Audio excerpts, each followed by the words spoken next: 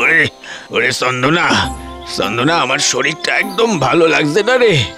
তুই একটু মাটিটা জল দিয়ে মেখে ফেল না মা। ওসব মাটি ফাটি আমি ঘাঁটতে পারবো না, আমার নখে মাটি ঢুকে যাবে। ওরে আমরা হলাম কুমোর, কুমোরদের তো মাটি নিয়েই কাজ। ওসব বললে কি হয় মা? ও কাজ তোমার হতে পারে, কিন্তু আমার নয়। আমি শহরে যাব, চাকরি করব, না হলে আর পড়াশোনা শিখলাম কেন? এই যে নগেন, বলি আর কতদিন? বাড়ি বন্ধক দিয়ে যা টাকা ধার নিয়েছো তা তো সুদে আসলে অনেক হয়ে দাঁড়িয়েছে। আর কয়েকটা দিন সময় দিন হুজুর। যা করার এ মাসের শেষেই করবে, নইলে এই বাড়ি কিন্তু আমি দখল নিয়ে নেব। কেমন? এই চল।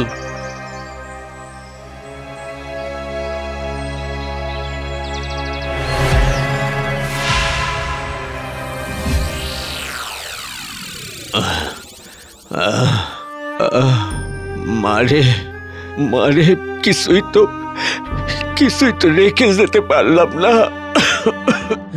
তোর জন্য শুধু এক বাক্স পুতুল রইল। ওরাই তোরে দেখবে, ওরাই। চুপ করো বাবা, নাও জলটা খেয়ে নাও। মারে বাবা হিসেবে তোর ভবিষ্যতে কিছু।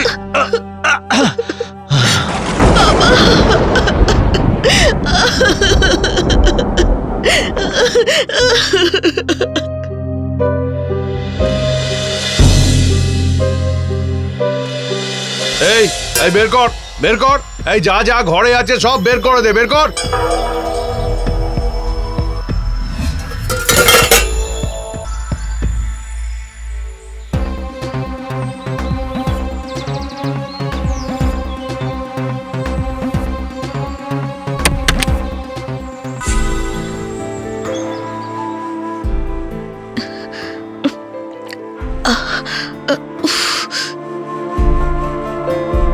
তেষ্টায় গলা শুকিয়ে যাচ্ছে। হায় কপাল, না আছে খাবার, না আছে জল।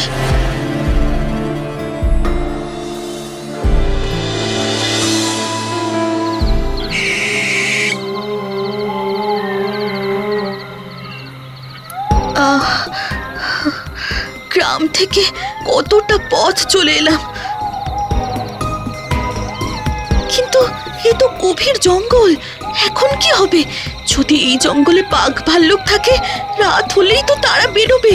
না, আর এগোনো যাবে না। কিন্তু যাবোটা কোথায়? না, রাতটা বরং গাছে উঠেই কাটিয়ে দিই, সকাল হলে দেখা যাবে। হ্যাঁ,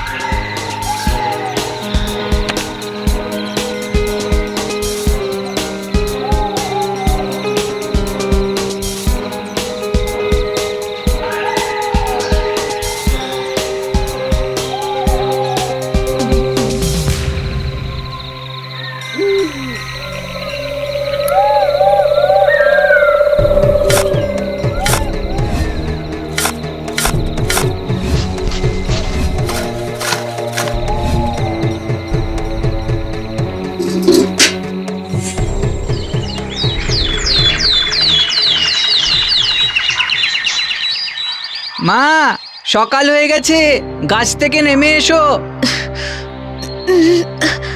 নেমে এসো মা, ভয় পেও না, নেমে এসো। আমি তোমার ছেলে, এসো, খাবে, এসো।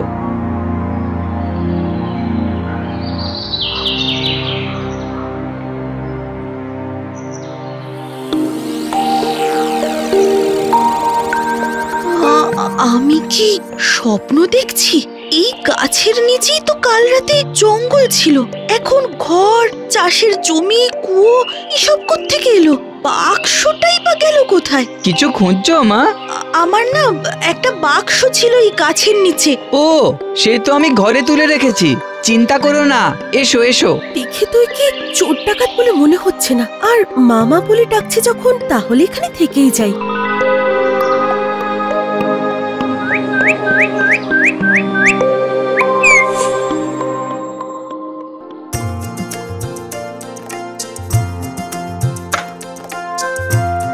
ওরে, তোরা খাবি আয় সবাই।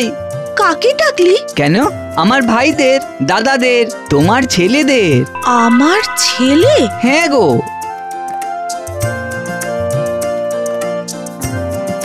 মা কিছু ভাবছো? হ্যাঁ, আচ্ছা তোদের সবাইকে একই রকম দেখতে কেন বলতো?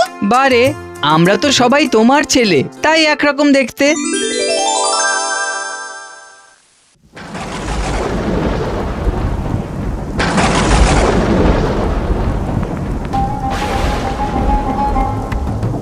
কিরে, তোরা কাজে যাচ্ছিস না কেন? না না, বৃষ্টিতে আমাদের বেরোতে ভয় করে। ধুর, এই বৃষ্টিতে আবার ভয় কি? বরং চাষের কাজ এই বৃষ্টিতেই ভালো হয়। না না, বৃষ্টিতে বেরোবো না। না না, বৃষ্টিতে বেরোবো না। আচ্ছা বেশ, চল, আমি তোদের সঙ্গে যাচ্ছি। আমি থাকলে আর ভয় করবে না। চল তো আমার সঙ্গে।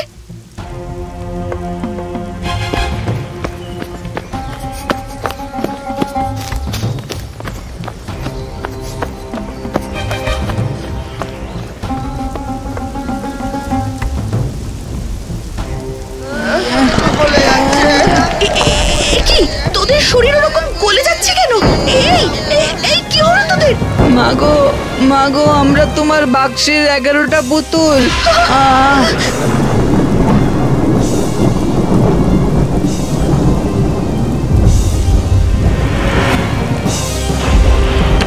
নেই নেই, এখানে পুতুলগুলো নেই। তার মানে তোরা, তাই তোদের দেখতে একরকম।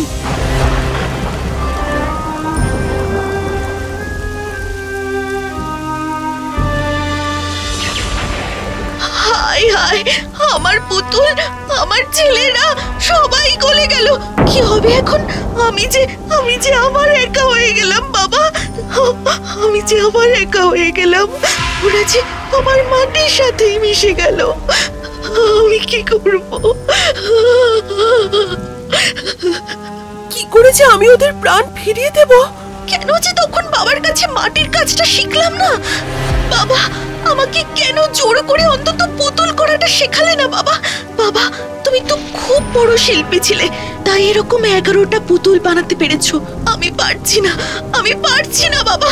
ওরা ছিল তোমার হাতের জাদুর পুতুল, আমার জীবনের শ্রেষ্ঠ উপহার।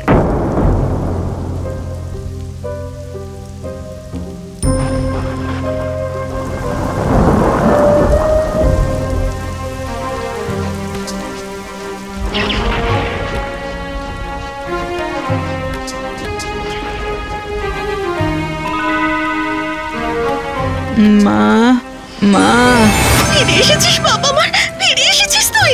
আমি একাই ফিরেছি। এবার তুমি আমার দাদা, ভাই সবাইকে ফিরিয়ে দাও মা। কি করে আমি ফেরাবো? আমি যে পুতুল করতে জানি না বাপ। কেঁদো না মা, কেঁদো না। তুমি তো মা, তাই পারবে, ঠিক পারবে। মায়েরা ঠিক পারে। কিন্তু কি করে বাছা? প্রথমে 10টা পুতুল বানাও, যেমন খুশি। তারপর আমার থেকে একটু একটু করে মাটি নিয়ে প্রত্যেক পুতুলকে সেই মাটি একটু একটু করে দিয়ে দাও। তাহলে তোমার 11 জন ছেলেই আবার ফিরে আসবে, আর আবার আমরা 11 ভাই তোমার চারপাশে ঘুরে বেড়াবো।